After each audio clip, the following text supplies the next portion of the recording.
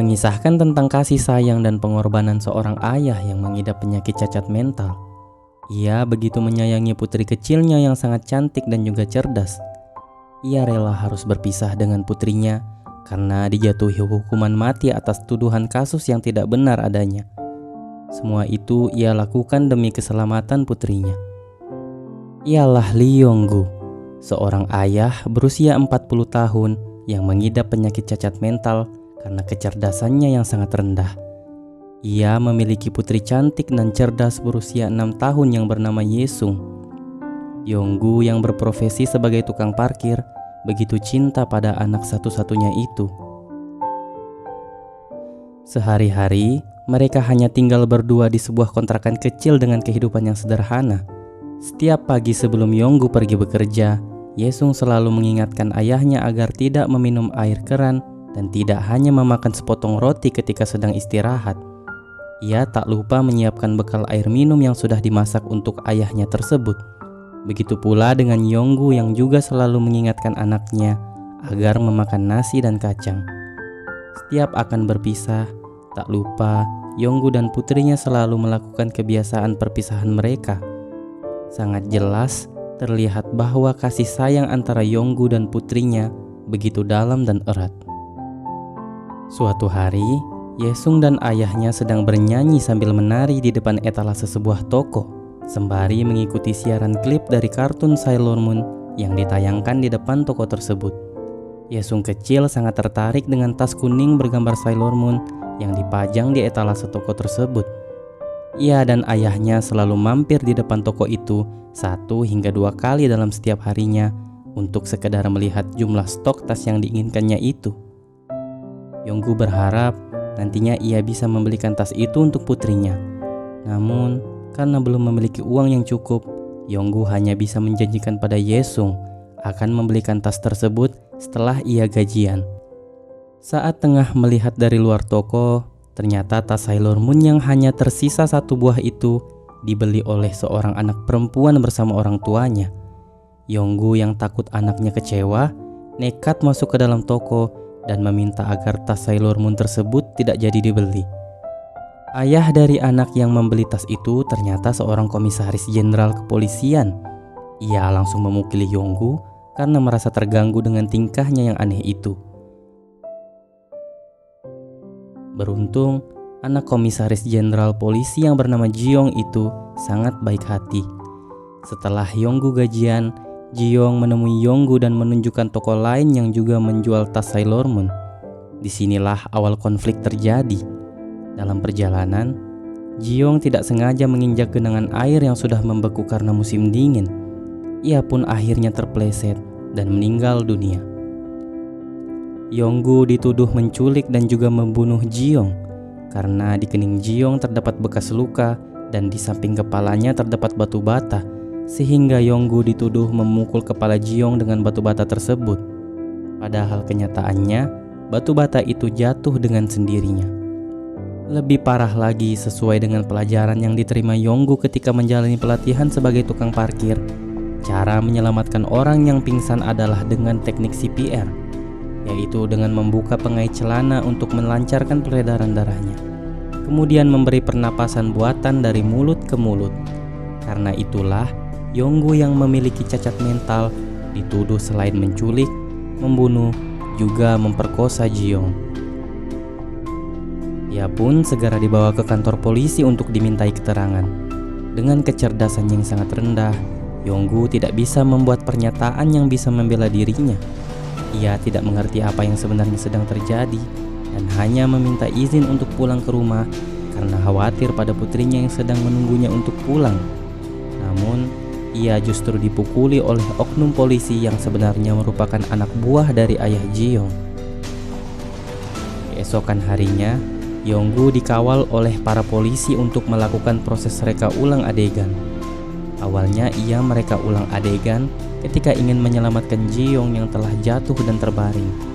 Ia melakukan semua prosedur CPR dengan baik dan benar. Namun ketika Yong-gu melakukan prosedur membuka pengait celana Ji-yong, ia dipaksa polisi untuk membuka celananya juga dengan iming-iming akan dibebaskan untuk pulang ke rumah dan bisa menemui putrinya. Yonggu pun tidak berpikir panjang dan langsung menuruti perintah tersebut. Wartawan dan masyarakat yang hadir sontak meneriaki dan mencaci makinya. Hal ini membuat orang-orang makin yakin bahwa Yonggu memang memperkosa Ji-young. Yonggu lantas divonis hukuman mati dan masuk ke dalam kamar sel nomor 7 yang merupakan penjara untuk narapidana berbahaya dengan pengamanan yang super ketat. Selama ia di penjara, Ye-sung dititipkan di panti asuhan. Di dalam sel nomor 7, Yonggu bercampur dengan 5 narapidana kelas kakap lainnya. Mereka adalah Bong-sik, Chun-ho, Man-bum, kakek Seo, dan So Yang-ho, gangster penyelundup yang buta huruf yang merupakan bos narapidana di sel nomor 7. Sudah menjadi budaya para narapidana di seluruh dunia bahwa jenis narapidana yang paling dibenci oleh narapidana lainnya adalah pemerkosa, apalagi yang diperkosa adalah anak-anak.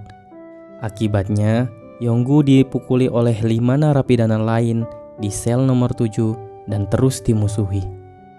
Namun, kelima teman penjara Yonggu malah berbalik menjadi sahabat karena ia berhasil menyelamatkan bos napi ketika akan dibunuh oleh sesama narapidana yang merupakan saingan gangster penyelundup.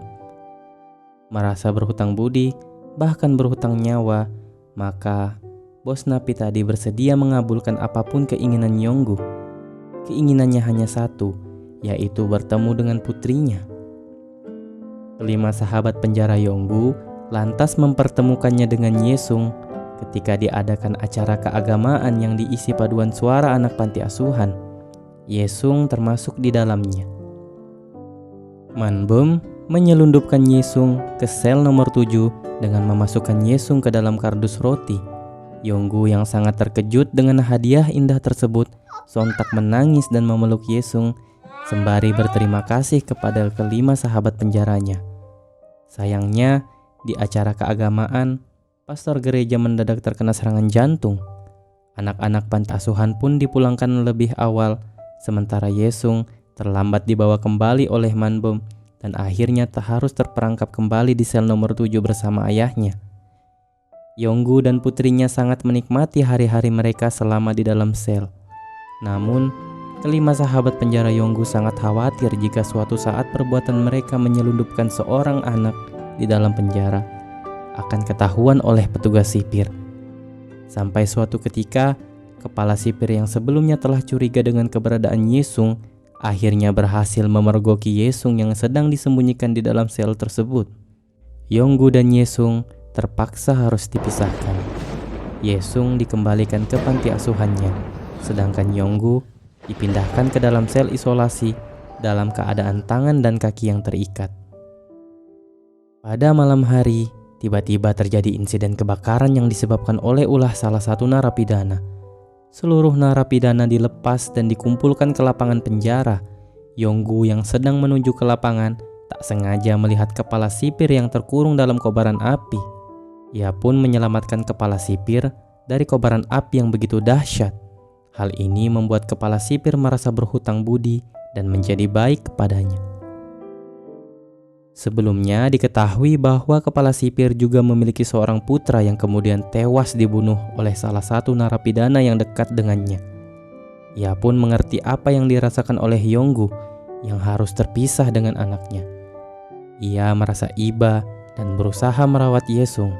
Suatu hari, Ye-sung jatuh sakit dan dirawat di rumah sakit ditemani oleh kepala sipir. Ye-sung yang sangat merindukan ayahnya meminta kepala sipir untuk menangkapnya juga dan memasukkannya ke dalam penjara bersama ayahnya. Kepala sipir yang terkenal tegas dan dingin itu tak kuat menahan iba karena ia tahu bahwa tak lama lagi ayah Ye-sung akan dihukum mati. Ia pun membawa Ye-sung ke dalam penjara sel nomor 7 dan memperbolehkannya tinggal di dalam sel bersama ayahnya untuk beberapa saat. Di dalam sel, Ye-sung selalu melakukan hal-hal baik. Ia membantu bos napi untuk belajar membaca dan menulis. Ia juga pernah membantu Bong-sik untuk menghubungi istrinya yang sedang melahirkan anaknya dengan modal HP yang ia pinjam dari teman sekolahnya. Yesung memang anak yang sangat cerdas dan dewasa. Ia begitu disayangi oleh orang-orang di sekitarnya. Hari demi hari berlalu. Jadwal persidangan Yonggu semakin dekat. Kelima sahabat penjaranya yang tahu bahwa Yonggu sebenarnya hanyalah korban tuduhan palsu, berusaha membantunya setiap hari untuk latihan simulasi persidangan. Dengan harapan, Yonggu bisa membantah semua tuduhan palsu yang dilontarkan kepadanya di persidangan nanti. Kepala sipir yang juga menyadari kejanggalan tersebut berusaha membantunya dengan membuat petisi pembebasan untuk Yonggu yang ditandatangani oleh narapidana lain. Namun pengacara Yonggu menolak membantunya dengan alasan hal itu tidak akan membantu sama sekali. Faktanya, pengacara yang diutus untuk membantu Yonggu tersebut telah disuap oleh komisaris jenderal yang merupakan penuntut di persidangan Yonggu nantinya. Kepala sipir tak tinggal diam. Ia lantas menemui komisaris jenderal untuk berusaha menjelaskan bahwa Yonggu tidaklah bersalah. Namun sebagai ayah dari korban, komisaris jenderal tetap bersikeras bahwa harus ada yang bertanggung jawab atas kematian putrinya. Tibalah waktu persidangan Yonggu. Sebelum ia menghadiri persidangan, ayah Ji-yong menemuinya diam-diam.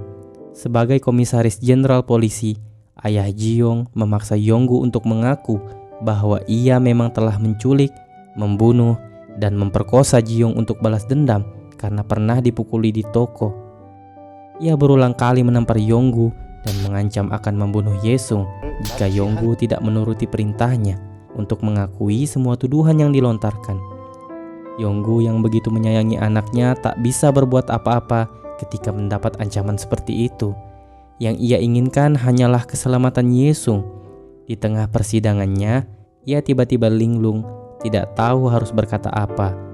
Karena rasa cinta yang begitu besar kepada putrinya, Yonggu terpaksa mengakui semua tuduhan penculikan, pembunuhan, dan pemerkosaan kepada Ji-yong. Ia mengaku bersalah dan meminta maaf, sembari memohon kepada hakim untuk melindungi putrinya. Mendengar hal ini, semua orang yang menyaksikan persidangan menjadi ricuh. Kepala sipir sampai berteriak marah kepada Yonggu karena mengaku salah dan meminta maaf. Namun, Yonggu takut jika putrinya juga akan mengalami hal yang mengerikan. Ia pun memutuskan untuk menerima hukuman mati tersebut. Waktu terus berjalan. Yonggu menjalani kehidupannya dengan bahagia di dalam penjara sambil sesekali dikunjungi oleh Yesung. Yesung juga terlihat bahagia setelah tinggal dan diasuh oleh kepala sipir dan istrinya. Hingga suatu hari, kepala sipir mendapat informasi tentang penetapan jadwal eksekusi Yonggu, yaitu tanggal 23 Desember yang juga bertepatan dengan hari ulang tahun Yesung. Mendengar hal itu, kepala sipir lantas menemui wali kelas Yesung untuk memintanya melakukan sesuatu sebelum tanggal 23 Desember. Kepala sipir mengatakan bahwa kali ini bisa jadi adalah kali terakhir Yesung bisa bertemu dengan ayahnya. Di sisi lain, karena tidak terima Yonggu mendapat hukuman yang seharusnya tidak ia dapatkan, kelima sahabat penjara Yonggu mulai menyusun rencana untuk bisa mengeluarkannya dari penjara sebelum tanggal eksekusinya tiba. Akhirnya, hari pelaksanaan rencana mereka pun tiba. Pada hari itu, dilaksanakan pentas seni persembahan dari sekolah Yesung untuk menghibur para narapidana di penjara. Di ujung pementasan, para siswa turun dari panggung untuk mengajak penonton bernyanyi bersama. Di saat yang bersamaan, Yesung mengajak Yonggu berjalan keluar, diikuti oleh semua penonton lainnya. Ternyata, di halaman luar penjara sudah ada sebuah balon udara raksasa yang dirakit oleh kelima sahabat penjara Yonggu, dengan harapan agar Yonggu bisa keluar dari penjara bersama Yesung. Kelima sahabat Yonggu pun lantas menyuruhnya dan Yesung untuk menaiki balon udara tersebut. Lalu mereka memutus talinya dan membiarkannya terbang. Para petugas sipir lantas mencoba mengejar balon udara tersebut, namun dihalangi oleh narapidana lain. Balon udara tersebut semakin membumbung tinggi ke udara. Namun sayangnya, tali balon udara tersebut tersangkut di besi pagar penjara. Kendati demikian, Yonggu dan Yesung yang lugu tetap menikmati indahnya pemandangan matahari terbenam dari atas balon udara tersebut.